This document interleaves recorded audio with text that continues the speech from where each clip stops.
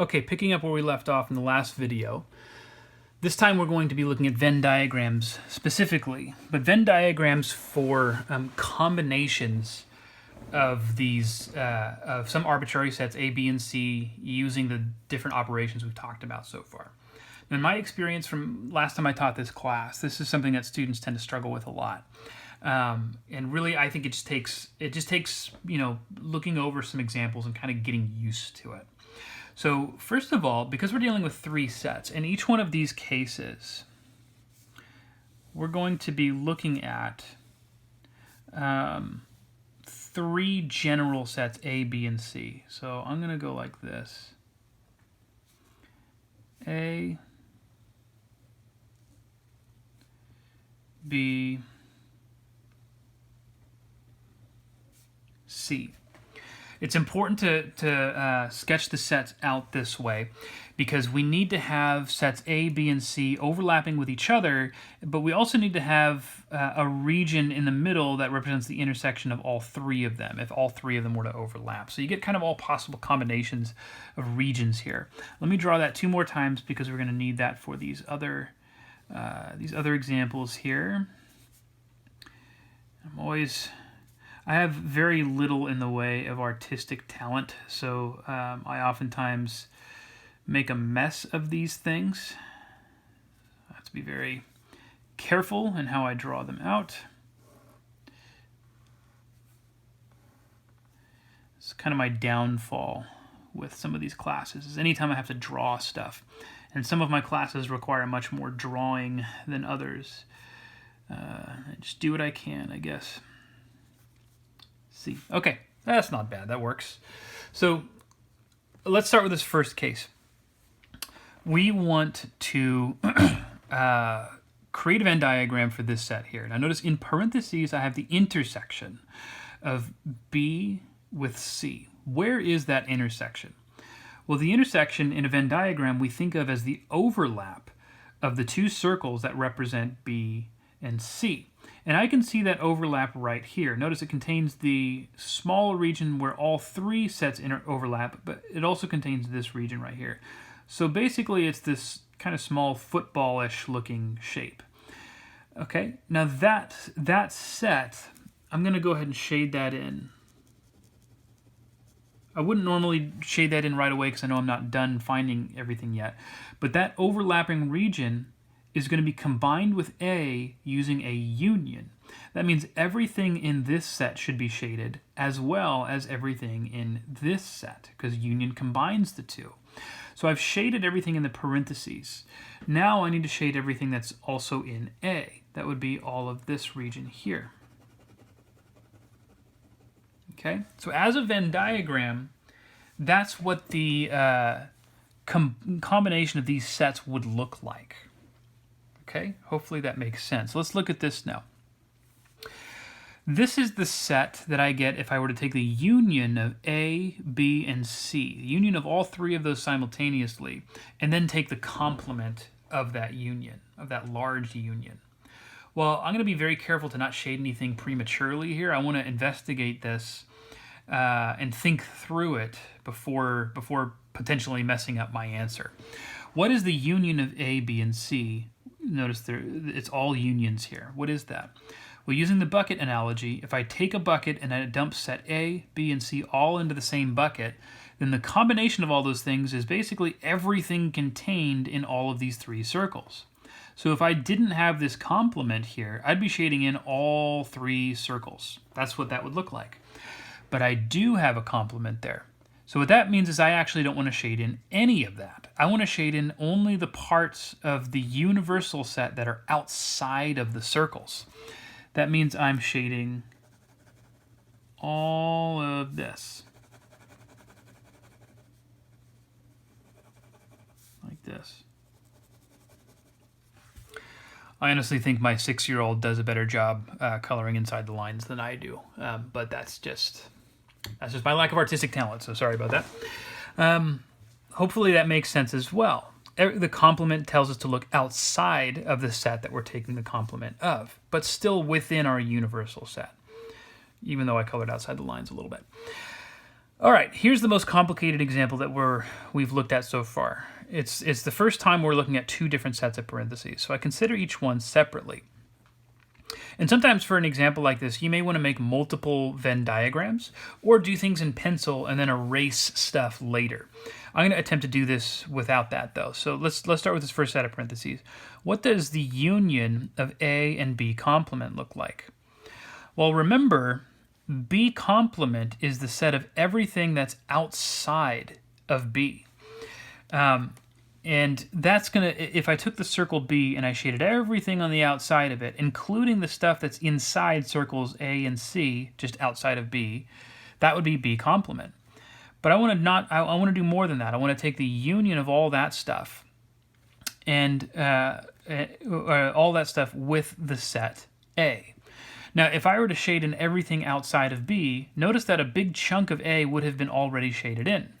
However, part of A overlaps with B, and B complement would not include this little overlapping region. A is going to add in that little extra when I take the union of those two sets. So what I'm going to do here is a different sort of a technique to help me look for the final answer to all this. Let me take everything that's going to belong to this union and put a number 1 in there. So let's look at A first. A consists of these regions here. 1, 1, 1, 1, like this. A is this circle, but it's also kind of broken up into some of these overlapping regions. Okay, so I'm putting a 1 in all of those areas. Now B complement. What regions make up B complement? Well, it has to be the regions that are outside of my circle B. So all of this stuff outside of all three circles is outside of B. That would put it in B complement. I can't put a 1 here, and I can't put a 1 here because these are both inside the circle. But I could put a 1 here. This is the region that's inside C but outside of B. Okay? So the ones that I've written here indicate all of the regions that would belong to the union of A and B complement. A little bit trickier than what we looked at before, but it's one way of approaching these problems. So I'm going to actually say that everything with a 1 in it is corresponding to this set here. Now let's look at this set here, the intersection of B with C complement. Okay? What is the intersection of B with C complement? Well, now because we're looking at an intersection instead of a union, I'm not just putting values in everywhere. I only care about values that belong to B and C complement simultaneously. Let's start by looking at B. B is composed of these 4 regions here, 1, 2, 3, and 4. But I only want the regions among those 4 that are outside of C, because that's what C complement represents. Notice that these 2 regions here and here overlap with C. So we do not want to be including those 2 regions in what I'll be writing 2's in. Okay? So that leaves just this region here and this region here. I'll put a 2 there and a 2 there. Okay? What that indicates is that this set, if I were to shade in just the set B intersect C complement, I'd only be shading in the regions containing 2's. Does that make sense?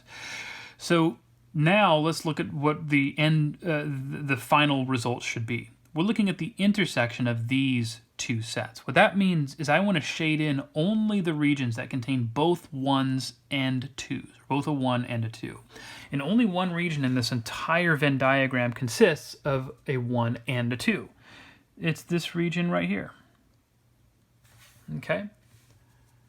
So this set, as complicated as it looks, the shading is actually very, very small.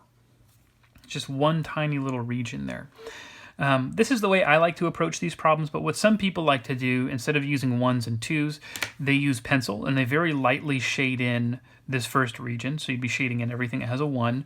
And then they go to this region, they find the 2's, and instead of writing 2's, they very lightly shade in those regions. And then they find all the regions that had shading from both steps and erase everything else. And they'd be left with this. I kind of like the 1's and 2's approach, though. Okay, It's time to define a new set operation. So this is something that we call a set difference. Remember, from arithmetic, difference means subtraction. So this is kind of the way that we think of subtraction with sets.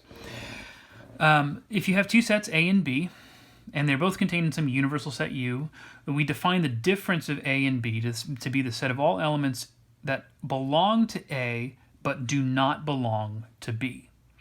And we denote this by A minus B. Symbolically, we can write that this way. A minus B is the set of all x such that x belongs to A but does not belong to B. The way that you can think of this, which may be a little bit more intuitive, is you start with the set A. And then what you do is you look throughout A for any elements that also happen to belong to B, and you remove them. That's the way you can think of a set difference. So here we have a universal set. It's the letters A through F, and then sets A, B, and C, all containing letters from that universe. The goal here is to find the sets that would be given by using set differences, and in some cases combinations of those with other operations. So let's start with this first one. What is A minus B? Well, by definition, A minus B is the set of all elements in A that we are left with after removing the elements that also belong to B. So really, we're thinking about the intersection of these two things first. What is the intersection of A and B? Well, they both contain the elements B, C. You see a B and a C here, a B and a C here. That means everything from that intersection gets removed from the set A, leaving me with just DE. So let me say A minus B equals the set containing the elements D and E. Okay. Notice that even though the set B contained the element of A, we didn't do anything with that A because it didn't also exist in the set A. So we're not able to remove something that's not there in the first place. We ignore set elements that these two things don't have in common. Okay. What if I reverse the order of my subtraction? B minus A. What is B minus A? Well, now I'm starting by looking at the set B. Notice it matters which set shows up first and which one shows up second. I'm looking in the set B and removing from that set anything that belongs to A. Well, we determined that the intersection of these two sets was the set containing the elements B and C. So from the set B, I need to remove the elements B and C, leaving me with A. Okay. Now, the importance of these two examples when you compare them is that the order that you do subtraction in matters. A minus B is not the same thing as B minus A. They are two completely different sets. This is also true of real number subtraction. In more formal terms, we say that subtraction is not commutative. If x and y are real numbers, then x minus y is not equal to y minus x in general. Those two things will typically be different values. Same thing with set differences. Okay? Things get a little bit more complicated here. We're still using set differences, but now one of the sets is a union of A and B.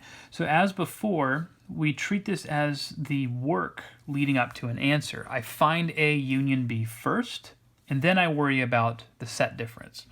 What is the union of A and B?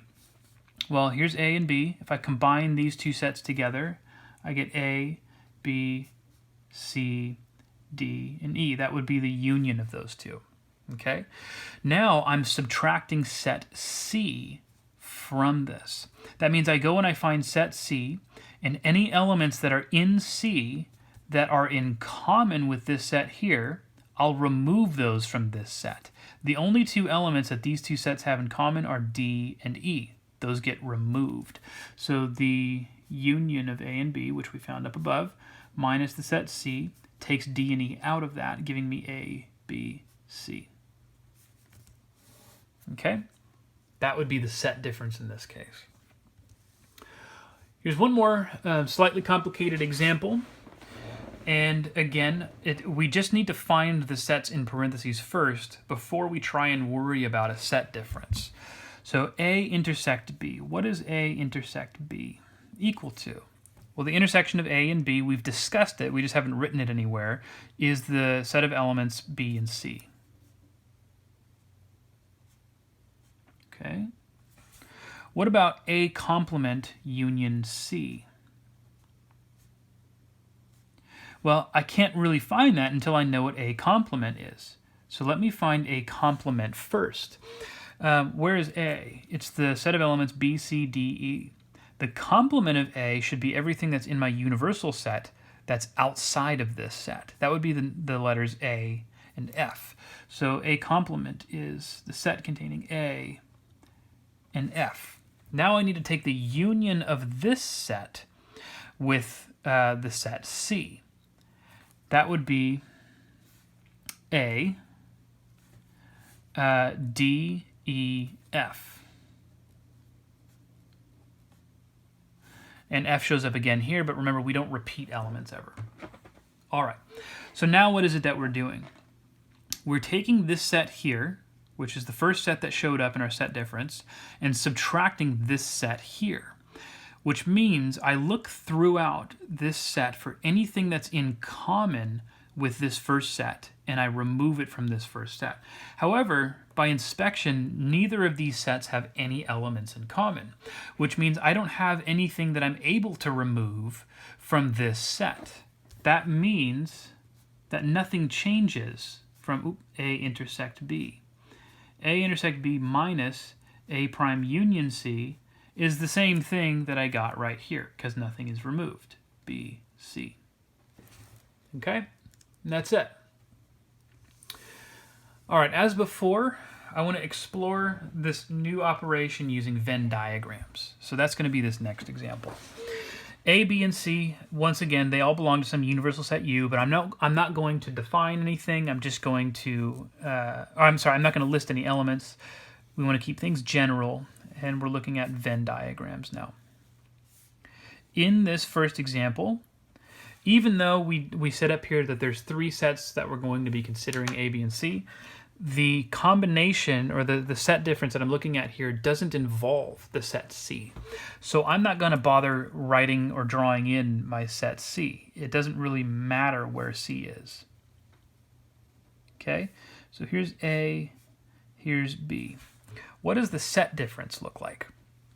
Well, again, the set difference is the set of all elements that belong to A but do not belong to B. Now, A is made up of these two regions, here and here. But this region here overlaps with the set B. So remember, we think of the set difference as starting with the set A and then removing some stuff from it. In particular, I would be removing this overlapping region, leaving me only with this region here. Okay, that would be the set difference in this case. Everything in this set belongs to A, but is outside of B. What about this one? What is the set difference? If I take the difference of A minus C, and then if I take the complement of that. So once again, only two of the three sets, A, B, and C, show up here. I'm only going to draw those two sets in this kind of overlapping fashion. So here's A, here's C. Now notice, if I were to just do A minus C, that would be basically the same thing that I did here. It's just instead of having a B here, I have a C here. But the shading, if I got rid of that complement, would look exactly the same. The complement says shade in everything aside from that. So if A minus C is just this one region of A here, then I want to shade in all the other stuff. All of this.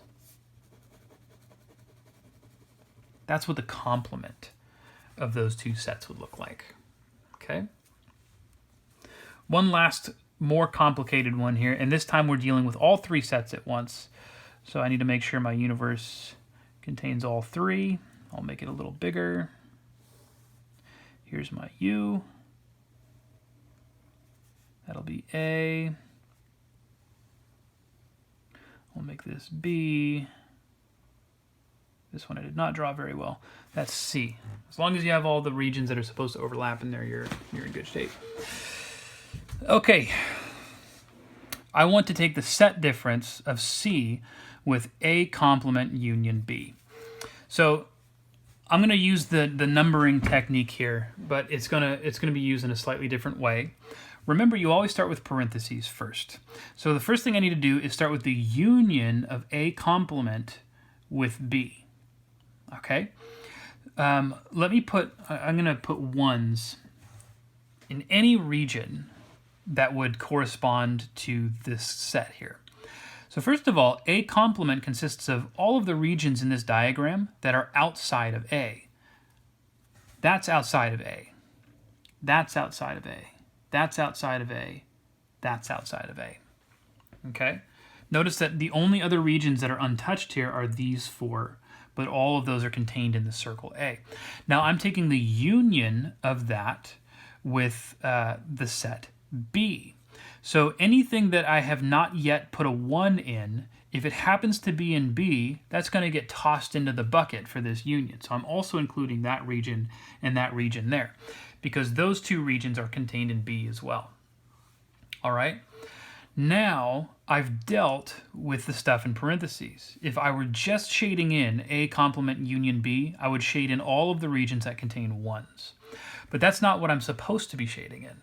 I'm supposed to be doing the difference, C minus that set. So that means I start by looking in the set C, which is here, and I remove anything that comes from this set. In other words, I remove any region containing a 1 in it.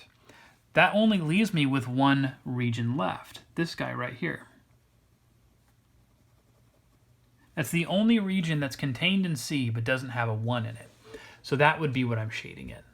Okay? So finally, we have one last operation to talk about, and that's what we call a Cartesian product. What is a Cartesian product? Well, in order to talk about Cartesian products, we first need to define ordered pairs, which you should already be familiar with from algebra. Ordered pairs you associate with points that you plot in a graph. But we're going to be more general. We're not going to require the coordinates, or we're going to call them components of an ordered pair, to be numbers. They can be anything.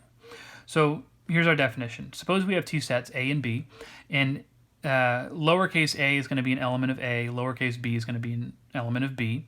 We can put those things together. We can pair them up by writing this in parentheses, A, B. And we call this thing an ordered pair. Remember, A and B could be numbers, like you would normally think of them as. They could also be something completely different, because the only requirement is they belong to sets. They don't even need to belong to the same set. Okay? In this case, we would say that A is the first component of that ordered pair, B is the second component. And as the name implies, because we're calling these ordered pairs, the order in which these values appear is important, in the sense that AB is considered to be different from BA. Reversing the order gives me a different ordered pair, assuming that these two things don't represent the same number or same element. Okay, so that's an ordered pair. That should be familiar territory. What is this thing that we call a Cartesian product? Well, a Cartesian product is the set of all possible ordered pairs that we could create from two sets. And the notation we use is this X notation, similar to a multiplication, which shouldn't be surprising since we're using the term product here. So the Cartesian product of A and B is the set of all ordered pairs where the first component is some element of A and the second component is some element of B. Let's do an example where we find a Cartesian product of two sets. So here, A is the set containing the elements A, B, and B is the set containing the elements 1, 2, and 3. What is the Cartesian product? I actually want to find two Cartesian products, A with B and B with A. Starting with the Cartesian product of A with B. Remember, by definition, the elements of this set look like ordered pairs. They don't look like single numbers. So there's going to be a lot of parentheses in here. And not only that, because A appears first in this product, anytime I'm writing an ordered pair, the first component should come from A. So A contains two elements, A and B. What I'm going to do is first consider all of the ordered pairs that would have A as their first component. So A, now I need a second component that belongs to B. Let me use 1. Okay. Are there other ordered pairs that would have A as their first component? Sure. If I put the second component as a 2, A2. And then I can see that A3 would be the third and final component, or a third and final ordered pair that has an A as its first component. There's nothing else that I can pair up with A. So now I move on to the next element of A and find all ordered pairs associated with that. B1, B2, B3. Okay? That would be the Cartesian product of A with B. What if I do it the other way around?